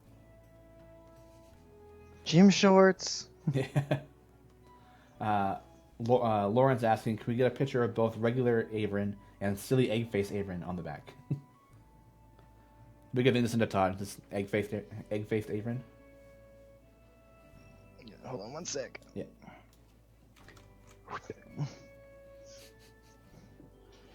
I'm a pancake. Yeah. Trontarian says, we can't confirm that Lee is in fact wearing pants. That's true. I was blown away that someone was able to pull out that I was wearing a Tool shirt last. I was like, what? Oh yeah, it wasn't like a design. I feel seen. Wasn't like yeah, it was like there was like a little logo on the arm. Oh yeah. Wizlet says, you seen what he makes? We can't even confirm this dude's human.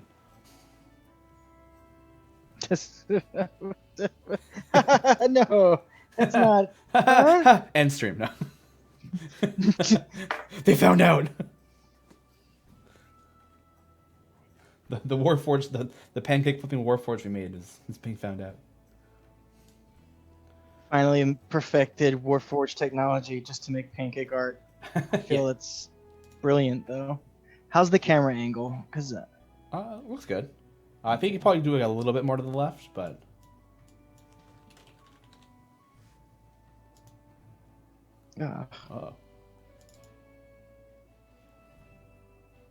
that no, either way. like my left. Yeah, that should be good. Does look a little bit angled though. Sorry.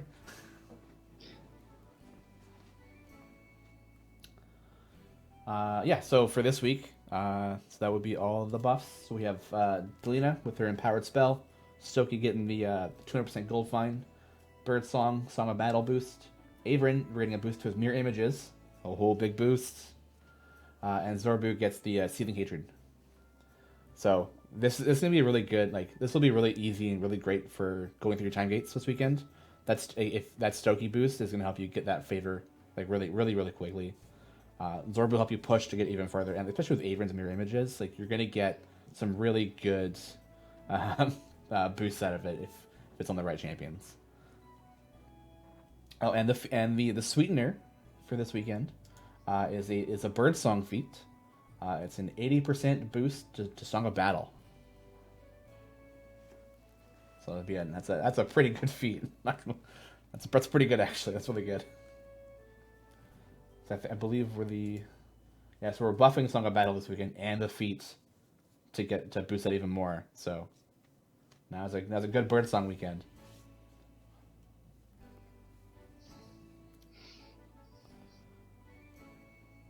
Literally, I hope Averin's in your time gate. Averin's a fantastic champion to grab onto. Sabrick asks, Shawn, what is the C&E dress code policy on pants? Mandatory? Yes, they are, unfortunately are mandatory. I had to come to work wearing pants today. I do also walk to work, so having pants on was pretty important there.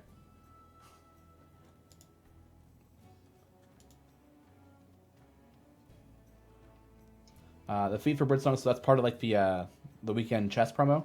So if you buy 3 of the weekend chests, you will get you can get the Birdsong feet along with it. Yeah. Oh, and Eric does say it's not just pants; it can be pants or kilt. Oh, yeah, because Eric is a kilt wearer. I know this. I've seen this. Yeah, you've seen his kilts. I mean, I've seen a kilt. I've never. And it was glorious. Yeah, I've only ever seen kilts like out in the wild, like not really out in the wild, but like only like during like special events. I've never met someone who wears kilts on a regular basis. Out in the wild. Oh, out in the yonder. Eric, Shawn, I could be a kilt wearer too. I could. I think Eric is probably one of the very few people in Victoria who probably wears a kilt on a regular basis. I imagine there's a small handful. Somebody with the name Kilt71 points to their names as, yeah, I bet they wear a kilt as well.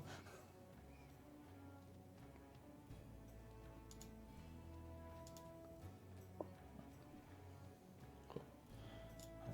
Let's see here. Zeke says, my office makes guys wear pants, but lets girls wear skirts. Been super tempted to get a kilt to wear to work and see what they say. Woo! Testing the boundaries.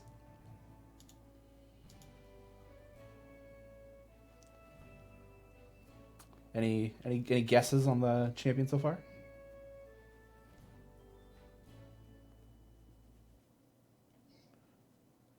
Everyone guesses like super quick, but this time no guesses. Oh, I guess for Briv. I guess for Criddle on the Griddle.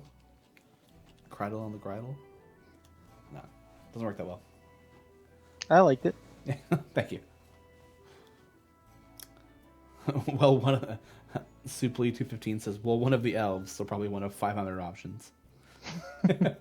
There are a lot of elves in the game. There are. What do your elven eyes see? Yeah.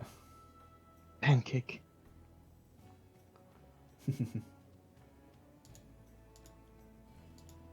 Black Viper without her mask. Yeah. Some good guesses. Good guesses so far. Any plans after this today, Lee? Well, cleaning this all up for an hour. Yep. While my partner stares me down until it's done. It's like, get the baby away from me. It's your turn. And then listening to the new Fiona Apple's album. Fiona Apple's. Fiona Apple. My lady is a huge fan, and the new album for the first time in nearly a decade, so there shall be much listening. That's cool. Yeah, looks like there was one back in 2012. Yeah. Cool. How's your Final Fantasy game going? Oh, so good. I'm actually closer to being done than I thought. Oh, really? It's just, yeah, well, once we put the baby to sleep, because he finally sleeps through the night, and it's a godsend. She's doing her animal farming, and I refer to Final Fantasy as my animal farm. Animal Crossing, sorry. Animal farming. Yeah, animal farming. Whip. You know, all of night. Uh-oh.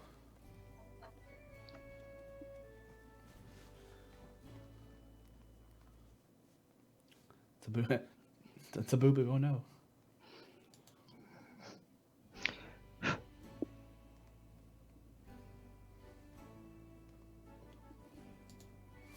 People are thinking it's Tyrell with a shave.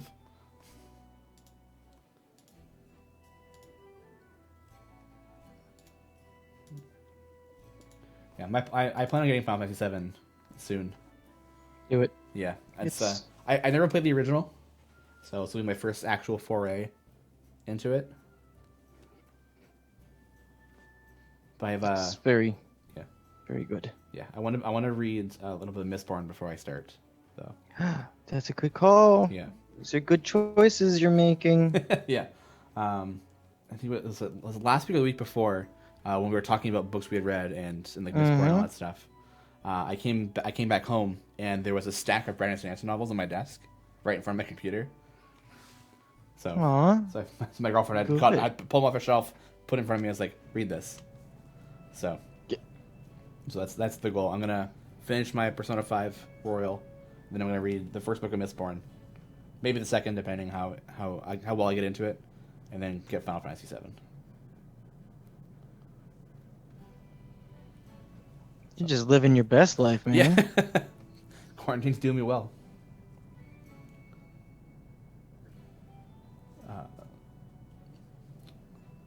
Shawn, Michael USA says, Shawn, what is your favorite ticket in the drama category? One made you cry or the like, and the comedy category. For which? Sorry, Michael. Maybe did I miss something?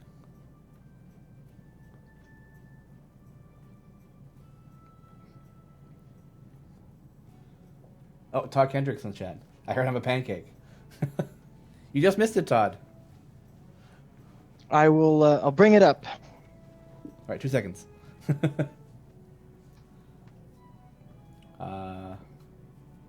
Michael. Oh, Michael. Tickets. Oh, my tickets that make me in the drama category. Yeah, like. I don't know if I want to go into that too much, because some of the tickets I get obviously are like people who might be frustrated on a certain aspect of like, maybe the game's not working. So there's been some drama ones, obviously, because as some people are, but not what I really want to get into. Funny ones? I'm trying to think of comedy ones. Some getting like the people in like you ready to and they're like ding dong, hi Shawn. It always makes me smile. So I like seeing those. That doesn't mean do it every ticket. But hey, I do. You open the floodgates, bud. Yeah, I know. Yeah. So getting those ones, it's funny. I always like finding people like ones who have like funny issues, and being like, yeah, like this and this happened, so like I guess I broke it, and like making like witty jokes. So I always appreciate a good joke or a good pun along with it. So Gar's strongly worded ticket. No, Gar's good. You guys make great tickets. I really appreciate it. Like everyone does a really good job. So thank you for that. One thing I ask is like what the problem is, screenshots if you can do it, and if you have a way to recreate the issue, because the faster I can recreate it, the faster we can look into getting it all fixed. Yeah, I am the Shawn for the support department. That is me. I am the one and only ticket master here. Now they'll send support stuff and say, "Are you the Shawn from the entertainment division?" Yeah. Well, that's my twin, who was also named Shawn. That just seems like lazy naming. Yeah. Oh, we have a twin. I don't know. Also Shawn. Yeah. Thanks, Shawn, Mom. You guys.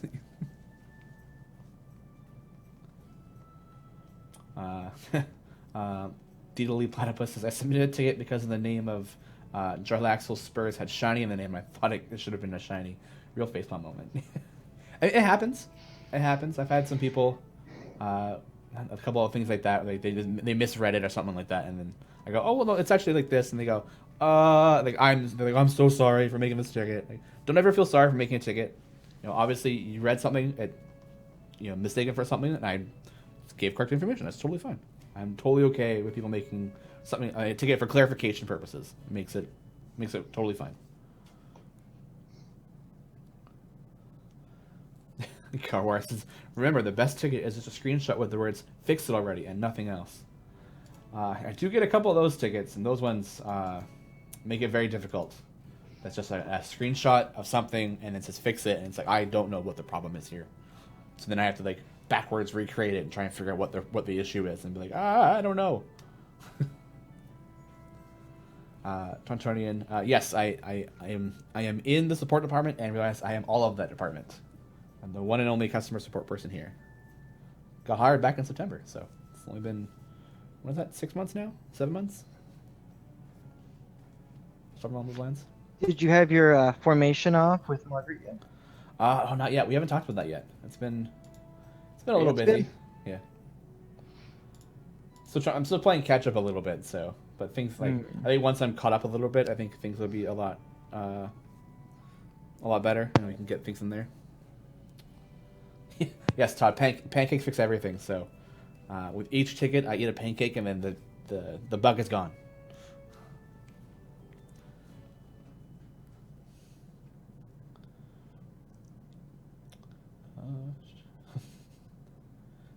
Zeke says, submit the ticket. For clarification purposes, are you the same Shawn as the famous Griddle Champions host? Aw, you think I'm famous. Oh, thanks, bud. No, people are... Todd Kendrick wants to know, so what does a waffle apron look like? Todd, we don't do waffles here. That's not this show. Waffles are forbidden.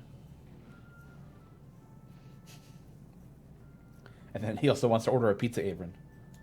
I mean, if you get the right pizza place and send him a picture, and then hey, can you just make this on my pizza? I'm sure somebody might do it.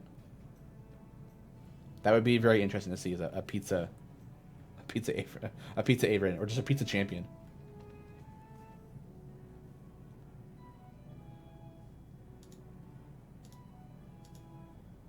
Any guesses so far? I saw some Griddle. Oh, are you muted again? Yeah. Lee. I was like, I hear you. I see you doing stuff, but I don't hear you doing stuff. Pancake.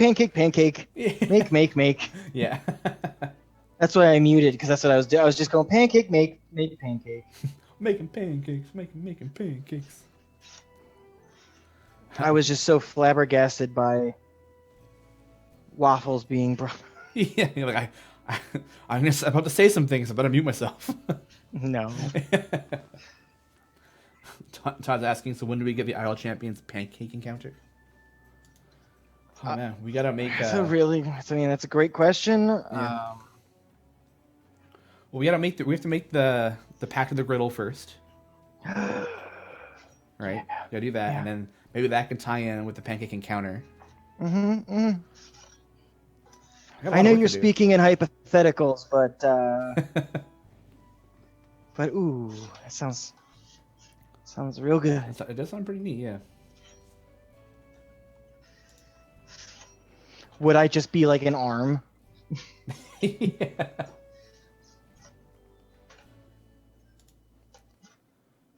All right. Uh-oh. Y'all ready for flip? It's flip time.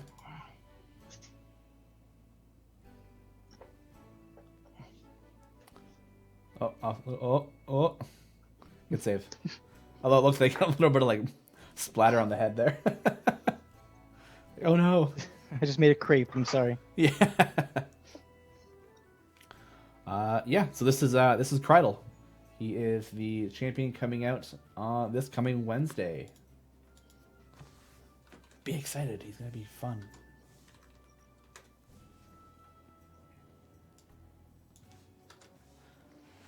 Nevi081 said 3 says he's so pretty. Michael, Here you go, Todd. Yeah. Michael USA says, "Wow, love the dopey eyes." A spoiler pancake? Yeah, that was a spoiler pancake just for you guys. Yeah, there you go, Todd. There's your Avon pancake.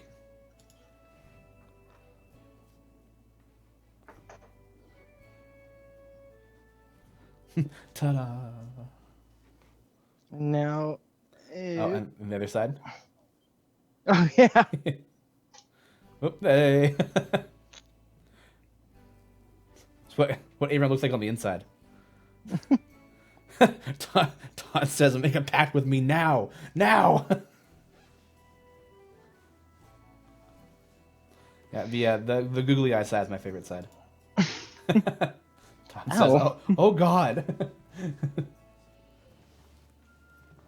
Yeah, so that's those are. That's way upsetting.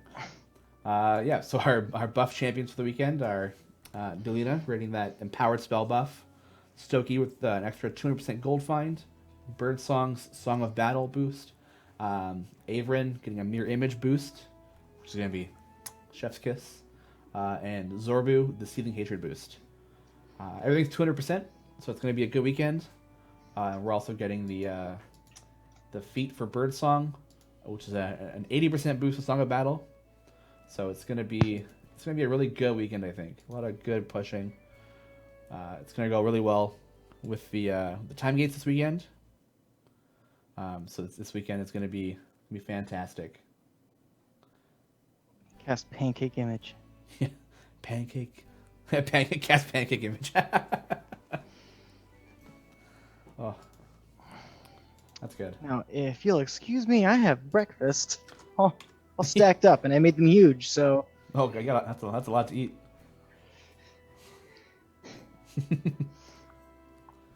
All right, so I guess we'll... Oh, no, Averin! How does the top of the head taste? Perfect. One day I'll eat your pancakes.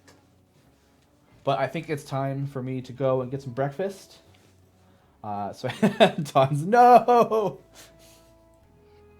So that's gonna be our show today, guys. April 17th, 2020. Thank you for joining today, and for participating in the Owl Champions and Dungeons and Dragons communities. You guys rock. Thanks for coming by, seeing pancakes. Todd's now angry, so we better get here quick. Isn't that how the pact happens? You eat your patron? You eat part of your patron, yeah. Well, that could be part of the griddle thing. Oh, you have to eat like a specific food or something. Okay, we'll workshop it. We'll workshop it. This show exists because of a number of amazing people behind the scenes, including our co-producer Sasha. Thanks so much for first time by himself on stream. So you just totally tearing him apart. I told you I needed breakfast. That's true. As well as our partners at Dungeons and Dragons: Greg, Bart, Pelham, Allison, Shalling, and Lisa. Don't forget to tune in 1 p.m. For the Untitled Garwar stream. It's gonna be great. So take care, everybody, and see you next week. Bye, guys. Thank you so much. Bye.